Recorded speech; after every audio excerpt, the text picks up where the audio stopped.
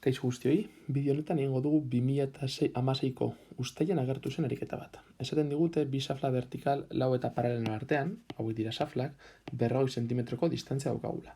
Xaflek karga berdina daukate, baina kontrako zeinekoa, hau bada positiboa, hau izango da negatiboa. Eta sortzen dute 4.000 newton zatikulunbeko eremu elektriko bat barruan. Beraz, hemen erdian izango dugu eremu elektriko bat, bai? Atrako dena positibotik eta bukatuko duena negatiboan.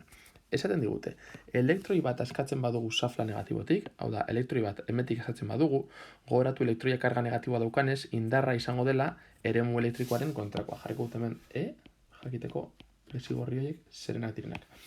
Bale, ni hemetik elektroi bat askatzen badut, mugituko da eremuaren kontra, beraz, egingo du horrela. Indar bat jasango duela, ezta? Indar elektrostatikoa. Eta esaten digute, zer denbora beharko duen xafla positiboaren kontra talka egin arte. Nola hemen eremu elektrikoa dagoen, indar bat jasango du, indar bat jasatzen duenez azelerazio bat izango du, eta azelerazio horrekin ona iritsiko da, eta sinematikaren ekuazioak erabiltzen ikusiko dugu zenbat denbora behar duen ona iristeko. Esan bezala, nola karga hau negatiboa den, hau eskuinera egiten badu, kasu honetan bezala, honek egingo du eskerrera, bai? Eremu elektrikoak esaten du kargaren norabidea karga positiboa balitz. Kasu honetan negatiboa den kontrakora egin behar du. Vale? Beraz, eskerrera egingo du. Ederto. Hori ikusiko dugu zein den indar horren modulua. Karga, eta elektroiaren karga, eta eremu elektrikoaren balioa eman digut eta bezala. Beraz, badakigu ja zenbateko indarra egingo duen. Eta Newtonen bigarren legea ekarriz, indarra ezagutzen dugu, masa, elektroiaren masa ezagutzen dugu, beraz, azelerazioa kalkulatu dezakegu. Eta ateratzen dugu azelerazioa izango dela 7 biramar per lau metro zati segundu karratu. Ikaragarri, ikaragarri handia. Nola azelerazioa ezagutzen dugun eta denbora eskatzen diguten, orain arteko ariketa guztietan batetan ere ez digute eskatu denbora. Denbora agertzen denean ezin ditugu energiak erabili. Energiaren adierazpenetan denbora ez delako inondik ere agertzen. Denbora eskatzen digutenean sinematika erabili behar dugu. Bai? Eta sinematika bakarrik erabiliko dugu eremu elektriko konstanteko kasu hauetan, ze bestela ezinezkoa zaigu sinematika kalkulatzea. Bale? Beraz, gogoratuko du nola azelerazioa dagoen izango da igidura zuzen uniformeki azeleratua. HZ-UA, ekarriko ditugu gogora ekuazioak eta ikusiko dugu zelan kalkulatu denbora. Beraz, igidura zuzen uniformeki azeleratuaren ekuazioak hauek biak dira. Kasu honetan daukagu azelerazioa. Azelerazioa hemen agertzen da, denbora bietan agertzen da. Baina ez digute esaten digute hasierako abiadura 0 izango dela, baina ematen diguten informazioa ez da bukarako abiadurari buruz. Baizik eta zenbateko distantzia egingo duen zergaitik. Badakigulako xafla batetik bestera dauzkagula 4 biramar per minus 1 metro.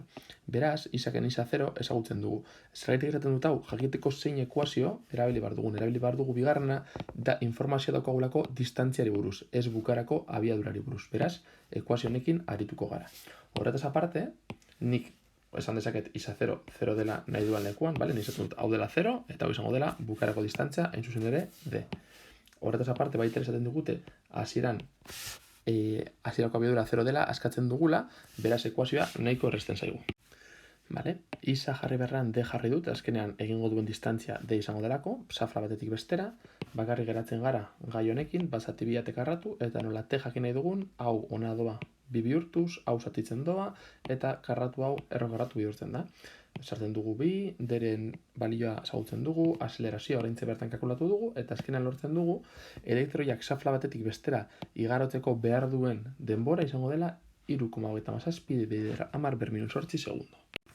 Beatalak esaten digu ze abiadura izango du talka egiten duen honean. Kalkulatu dugu zenbat denbora behar duen alde batetik bestera iristeko, badakigu hasierako abiadura 0 izango dela, beraz, ekuazio honekin, orain baina abiadura eskatzen dugu eta hasierako abiadura ezagutzen dugu, baita azelerazioa eta denbora, modu oso erraz batean kalkulatuko dugu bukarako abiadura.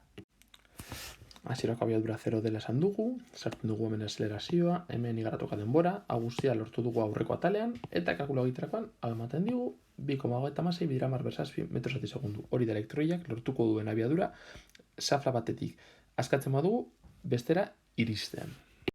Azkenik, C atalean, esaten digute esfera txiki bat, bere masa eta bere karga esaten digute, ari batetik eskegita, bi xaflen artean sartzen bada, zein angelu sortuko duen vertikalerekin. Bale? Esfera honek nola karga daukanez eta gainera karga positiboa, eremu elektrikoak indar batera egingo dio eskuinera, horregatik mugitzen da, eta angelu bat sortuko du vertikalerekin.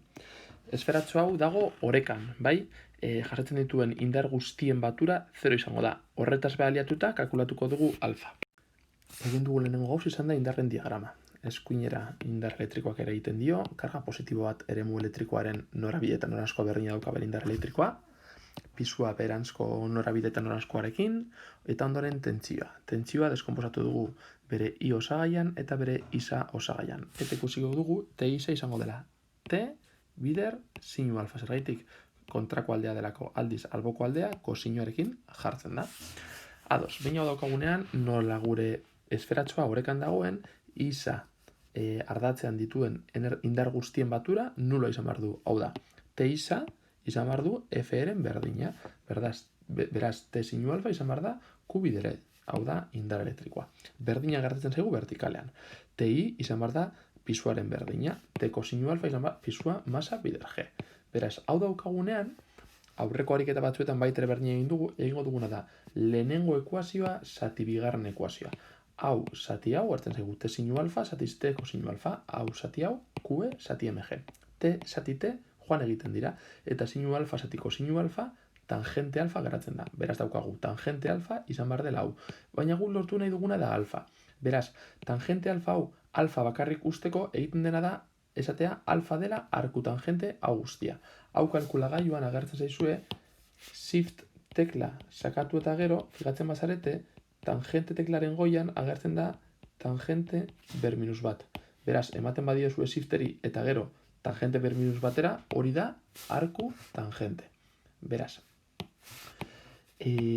orduan, arku tangente hau, beraz. Tangente hau bestadera pasatzen da arku tangente bezala. Sartzen ditugu datuak hemen barruan eta lortzen dugu 0,2 bideramar ber minus 2. Egiten dugu esan dudana kalkulagaiarekin, ematen dugu shift eta gero tangente eta sartzen dugu datu hau, eta ematen digu emaitzak alfa angelua balio duela 87,4 gradu. Hemen beste emaitze bat emoten du, baina egon naiz beste pertsona batzuek ebatzitako ariketak ikusten honen inguruan, eta nire emaitzaren oso antzekoa ematen du, ez dakit emaika hau nondik agertzen den. Vale? Beraz, nik uste dut emaitza hau, emaitza koherentea dela emoten du.